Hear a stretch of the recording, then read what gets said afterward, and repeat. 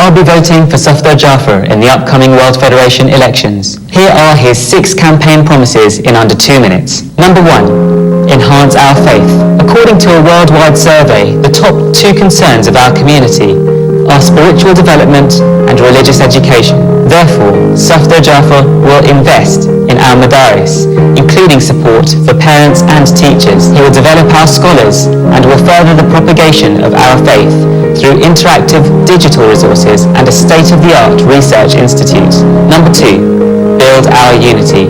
As well as nurturing relations between Jamaats, Safder will invest in building a generation of female scholars with various initiatives to engage the women, the seniors and youth so that we can all work to serve our community together. Number 3, eradicate our poverty. In Karachi, 30% of Khoja families live below the poverty line. Similarly, in Dar es Salaam and India, the numbers are shockingly high. After understanding the poverty that exists, Safder and his team will devise targeted plans for the economic upliftment of our community. Number 4, ensure our progress. Safder will invest in lifelong learning materials to support our youth from primary education right the way to higher education. Number 5, focus our external relations. Here the team will seek to build relations within the Shia and wider Muslim communities, strengthen our external tabligh and develop a more effective relief strategy. Number 6, modernize the World Federation. By investing in training our leaders, building financial sustainability and improving regional collaboration, the team will ensure the World Federation is fit for the future. And that's the campaign in under 2 minutes.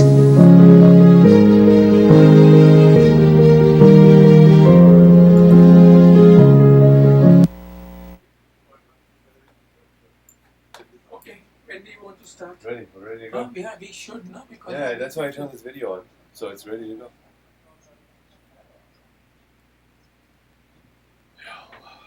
So, you can go.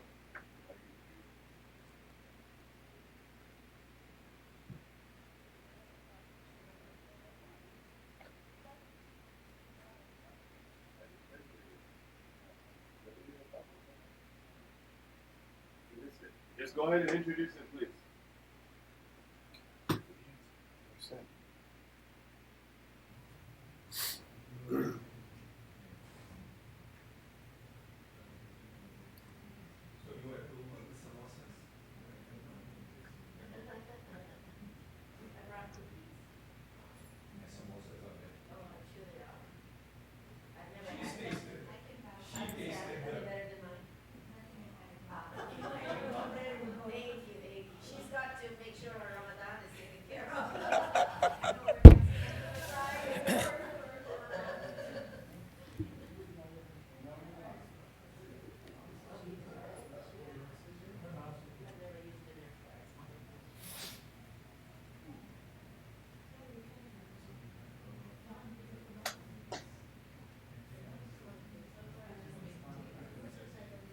I think we should start.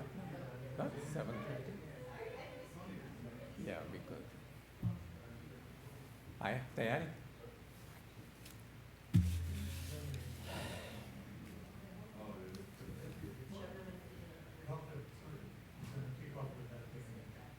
नहीं नहीं?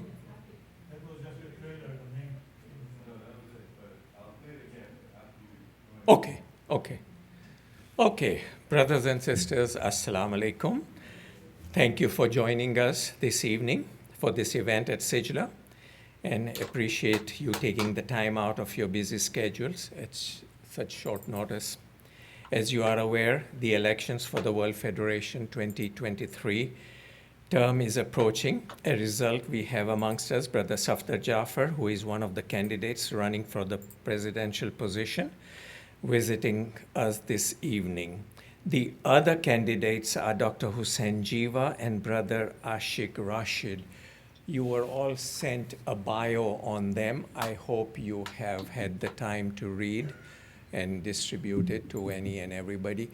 Also, in another email that was sent out today, there was something from CARE LA regarding the Iranian Muslims and your rights. Just again, I'll just let you know that a federal official, you can always say no to them. You do not have to answer any questions.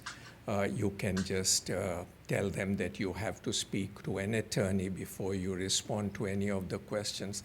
The most important thing is, please do not lie to a federal official. It's a felony. So, and CARE offers you an attorney, so that's not a problem. Okay, let me tell you something about Brother Safder. He has an extensive background in community service, being part of the development of the MCE Tarbiyah curriculum, and is currently the liaison and primary point of contact with the Office of the Marja in Najaf. Brother Safder is a business professional at a renowned actuarial firm in Dubai and a passionate speaker.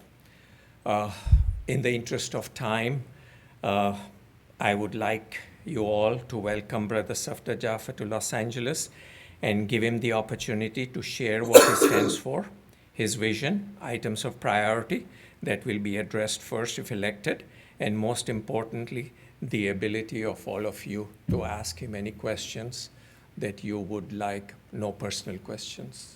Just Brother Safder, please.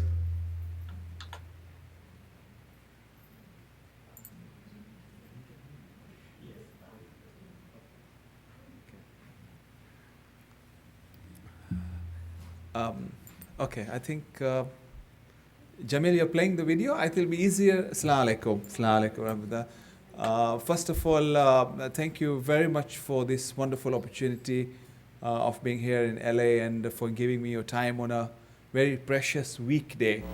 And I really appreciate it, because it took me an hour myself to get here, so I can understand you all come from very far and wide. So thank you so much for your precious time. I was told to finish quickly so that we can have samosas. So I'm not going to hold you for very long. So to do a special favor to you, I have a 2-minute clip that summarizes my entire manifesto. So at least that will save me to speak for an hour. Yeah. So Jamil, why don't you get started? Yeah. Thanks. Thank you so much. Thank you, Jamil.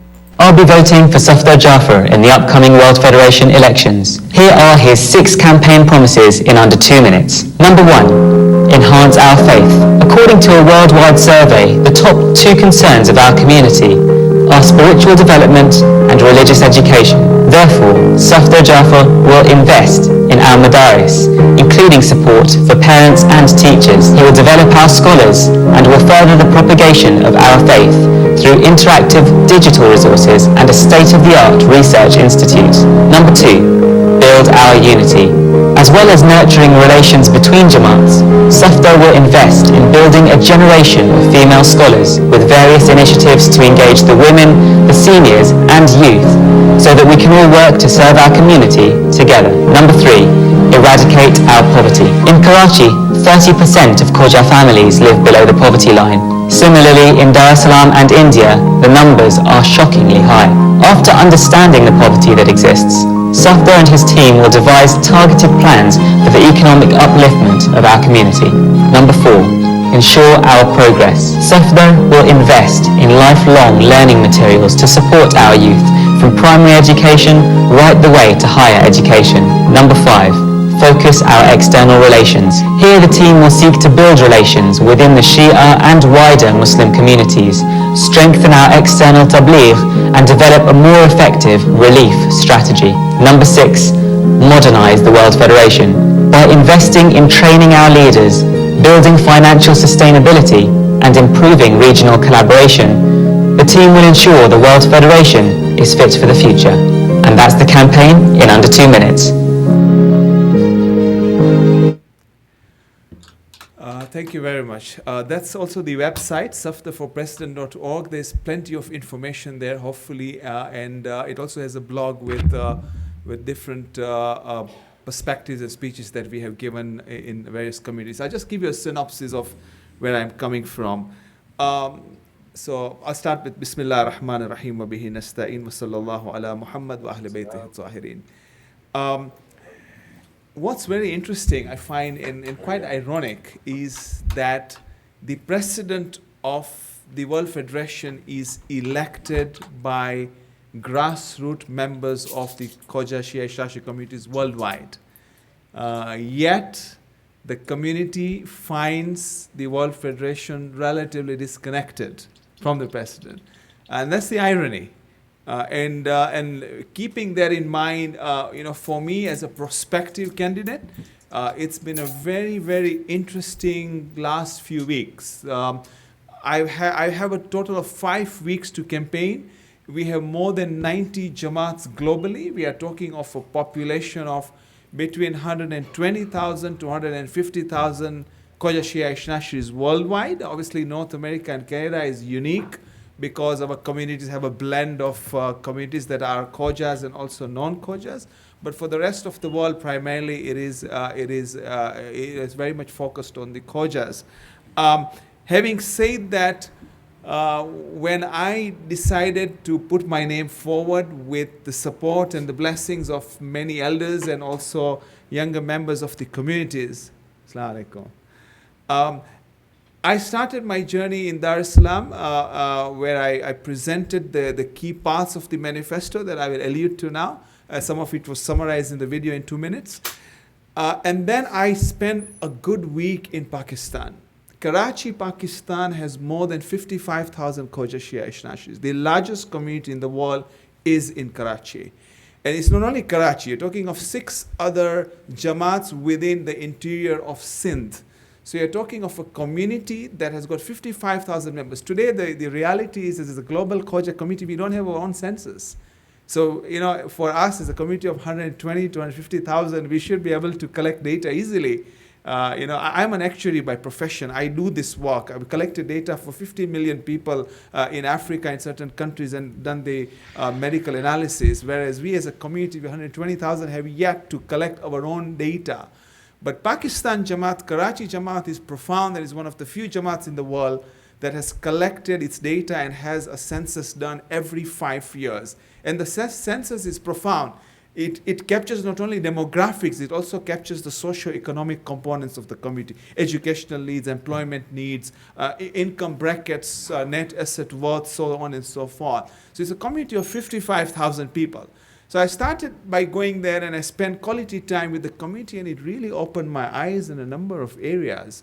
And I realized that there is a serious issue when it comes to community poverty.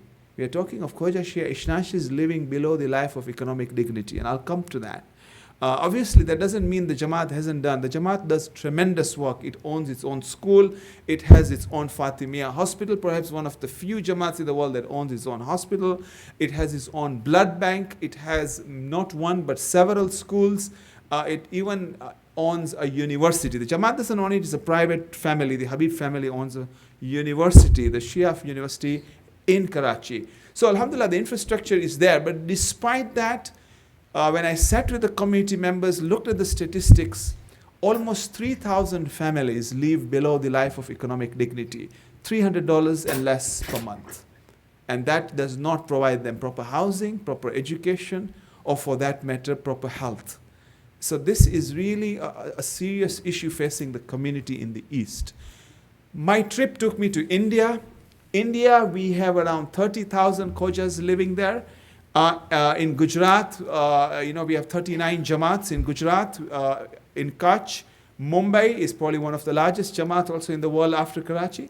Talking of population of 30,000 plus, same issues, housing, education. You're talking of poverty levels. I went into certain housing complexes in Mumbai, and my next video will be on eradication of poverty, which is a pledge of my manifesto. I could not stand there for 5 minutes. The housing situation in Mumbai is in the outskirts of Mumbai. This is a complex with 50 apartments of the community. And we went there for 10 minutes. You couldn't just stand there. Sanitation facilities below par, housing, 1 bedrooms. The situation was dire. These are members of our own community. A community that is worth billions of dollars. Alhamdulillah, Allah has blessed this community. Wherever we go, we see philanthropic, profound institutions, east and west, north and south, where the Khoja community has contributed in so many philanthropic projects. Yet within the community, we have a substantial amount of people who live a life below economic dignity. I was in Dar es Salaam and I started the campaign, same complaint over there. You're talking of at least 300 families living below a life of economic dignity. So one of my key pledges in the manifesto, and I see this as a challenge of the East, where more than 65% of our community resides. So if we're talking of a community of 120,000 plus, we're talking of almost 70,000 living only in the East. India, Pakistan, and Africa. The level of poverty is unacceptable to a community where we live, alhamdulillah, a good life in the West. So there's something we need to do to alleviate them out. And that's one of my key pledges in the manifesto, is that inshallah, if Allah grants us this opportunity to work and serve the community, we plan to alleviate or at least reduce the poverty by at least 50%. And I'm not just throwing numbers, I'm an actuary, so we have done calculations. I sat with the community there. Work has already commenced. So it's not that work hasn't started. The current administration has started some good work where 300 families have been alleviated out of poverty in the last year, in 12 months. So if 300 families can go out with passive support, if we put an active, concerted effort, I have no doubt that we can remove 2,000 plus families out of that poverty line in the next 3 to 5 years, inshallah ta'ala. So that's one area that we really need to work, and that is the challenge of the East.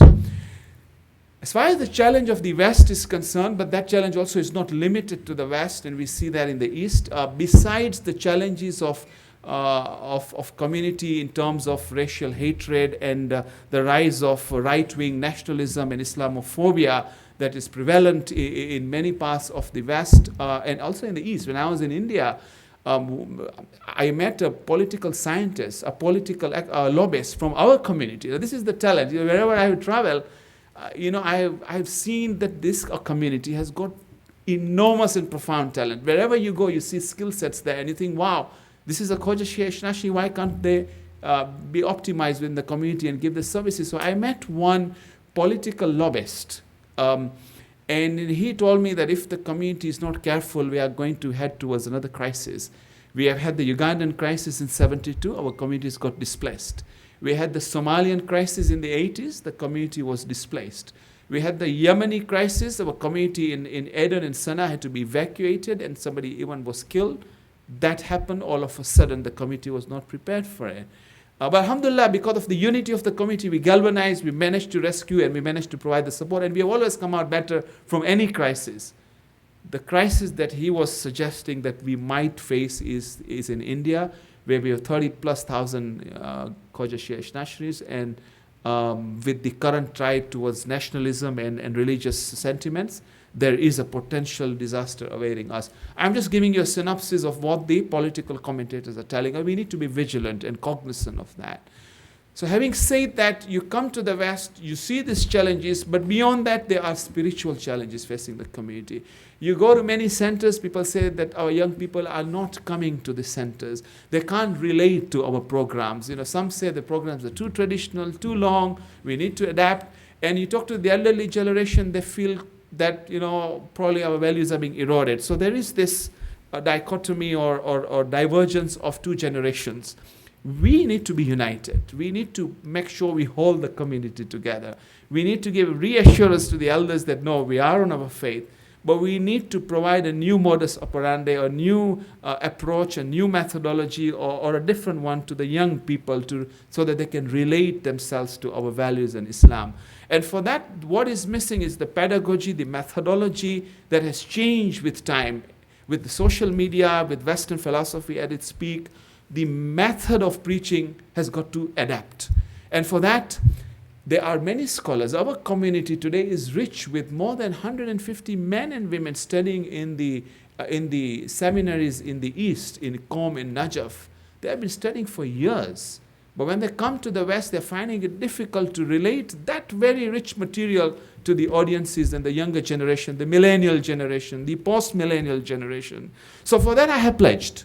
And I have discussed this with a lot of thought with the scholars of our community, with philanthropists who have come forward and said, we are willing to invest in this area, is to set up a state-of-art research institute in the West, so that we can allow our young people to express themselves freely in an environment that is secure for them. They can ask questions that are undiscussable in certain environments.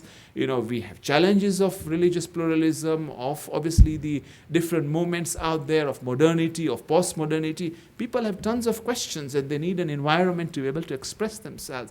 And the scholars also need to be supported to be able to facilitate, to give them the approaches, the new approaches of spreading Islam. So for that, if we create a state-of-art research institute in the West, with solid basis of Western academia, but at the same time ensure that mainstream scholars are there, let the fringe and different opinions be facilitated in a proper environment where there is governance, there are different school of thoughts, and there is no doubt if we are on the right path, and we know we are on the right path, truth speaks for itself. So we need to provide that environment, inshallah. That is my second pledge that I have put in my manifesto, is to set up a state-of-art research institute. So the first pledge is to reduce the poverty within the community. It is a dire situation. We need to keep united as a community. So we need to bring up those who are suffering. Everywhere you go today, there's a very Khoja-centric approach. And the reason people are becoming insular, because they feel that there's a huge level of community members out there, 5,000 who are suffering. We need to take care of that. The spiritual component has kept our community united for so many years, since the 1870s, when we segregated ourselves from the Ismaili community. So for that, we need to invest in our spiritual dimension. And I am delighted. Coming to the third pledge is that Los Angeles, alhamdulillah, is using Tarbiyah curriculum in your madrasa. Alhamdulillah, I had the Tarbiyah curriculum. We started this journey 6 years. I think we met when I was here a couple of years ago. And I'm really delighted that you have progressed a lot on this front. And my task is to support you even further, to take it to the next level. I hope you are attending the meeting, or some of you, no, not you, maybe others in North America. Oh, you couldn't. The timing, okay. But I believe people from Toronto are going, So I hope there is good representation from North America and Canada. The whole idea of this meeting next week in the UK is to discuss the next 10 years, where we are on Serbia, what has been good, what can be better. And what we want to now do, and this is a pledge in my manifesto, is to transform Madrasa Center of Excellence from a virtual entity, because we have 2-3 people only working, to a real-time, fully fledged physical institute, so that we can support teachers. There is a dire need to support teachers and parents, because the times have changed. Parents need support of upbringing their kids in an environment that obviously is evolving very fast. So that's another important pledge, inshallah, of our manifesto, to support parents, teachers through various forums. It could be online activities, it could be digital lectures or material being presented, and of course practical and physical support as well through training programs that we need to enhance significantly. So that's an important pledge, inshallah ta'ala. There are other aspects of the faith that I have also pledged in the manifesto is female scholars. There's a lot of need within the community. Females want support from female scholars so that it's easier to relate at times and to break that barrier of openness. So that's an important area. We have many female scholars studying in Qom and in Najaf, and we need to support them. And also scholars, potential scholars in the West as well. So that's also another pledge besides supporting our male colleagues there. In terms of building unity of the community, we have proposed we have proposed a digital platform, a digital app that would connect every Khoja Shia Ishnashri member worldwide, socially, economically, from an education perspective, and religiously as well. Again, the same point is WF leadership is disconnected from the grassroots. Hopefully this will bring the community closer to the leadership will get closer to the community, the regions will be embedded, Jamaats all over the world can connect to each other, and we know the talent of the community. It will help us economically through job searches, through a kind of a LinkedIn Khoja type approach where we know what opportunities are out there economically. On the social side, to allow for more interaction and hopefully support for our young people, and also spiritually to understand what's out there that is on offer for the communities. So really, this is really a summary and a synopsis of what I wanted to present. I'll probably open up for more discussion. But in terms of outreach, I already hinted to the fact that we have those challenges to reach out to interfaith and interfaith components of the communities.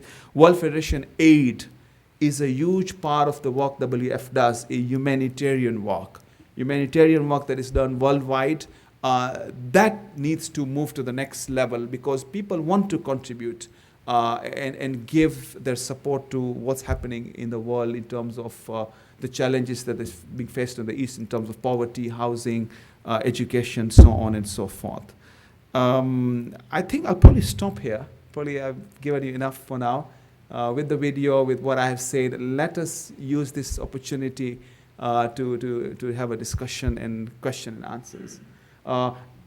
Suffice to say that the current World Federation that has done a phenomenal job needs to evolve. Right now, a lot of the time of the office bearers go into operational parts. Money needs to go there, the needs need to be fulfilled, and there is very limited time left for strategic insight. One of the reasons is that the administration right now does not have a full-time CEO. So one of the things that I'm proposing, and that I'll do pretty quickly, and we have a philanthropist who has already pledged for financial support, is to get a CEO in place at the Secretariat. We have a Chief Operating Officer, we don't have a Chief Executive Officer. So once we have that in place, and we have a kind of a C-suite operational efficiency, it relieves the office bearers to think strategically and deliver what we need to, and some of the things that we have suggested. And for that, besides the team that we have carefully selected, we will have the prerogative, if we get elected, and with your du'as and support, if we do. There are 8 executive councillors that can be nominated by the president. And for that, we have kept meritocracy, merits to be the criterion for selecting each of them. So we'll have one for youth affairs because youths need to come in. The average age of an executive councillor today, you go to the executive council, is over 60. We need to change the demographics. So I have pledged that I'll bring a young person to head one of the key parts of the Executive Council. Women involvement, empowerment, as well as engagement of women is limited in the institution. Yes, right now, alhamdulillah, the head of WF Aid is a woman, which is the largest part of our budget. The head of our compliance, because we are an NGO status, so we have compliance requirements. Alhamdulillah, she's a lawyer, she's a woman.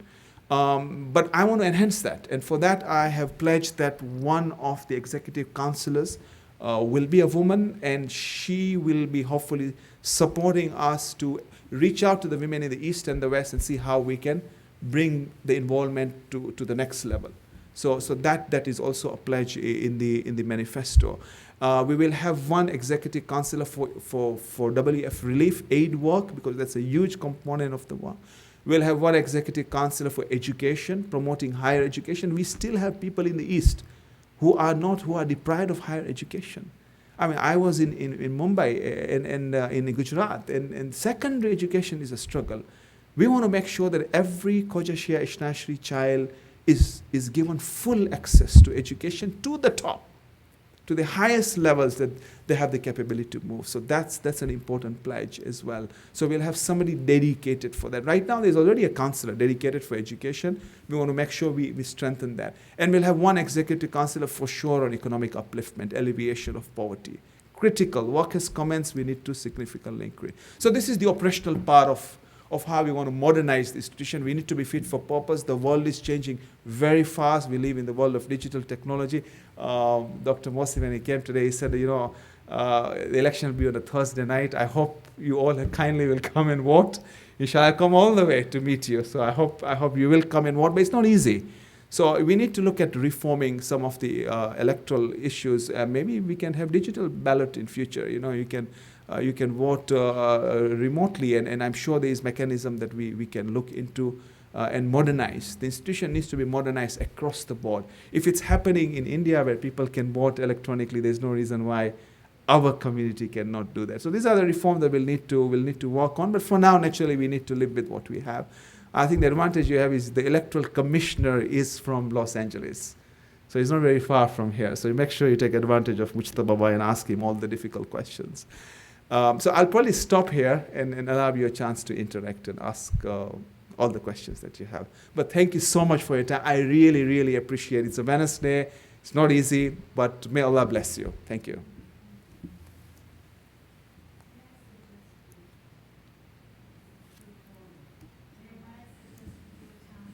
Yeah, why not? Maybe I should sit down. Yeah. Yeah, I'll take a chair. No, I agree with you. Because it's a smaller plan, it's more cozy environment in terms of discussions. Is it okay if we speak? You don't need a mic, do you? No.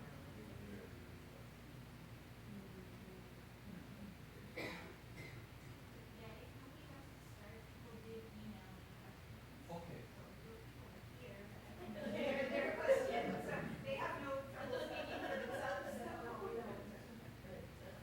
Do you mind if I take the phone?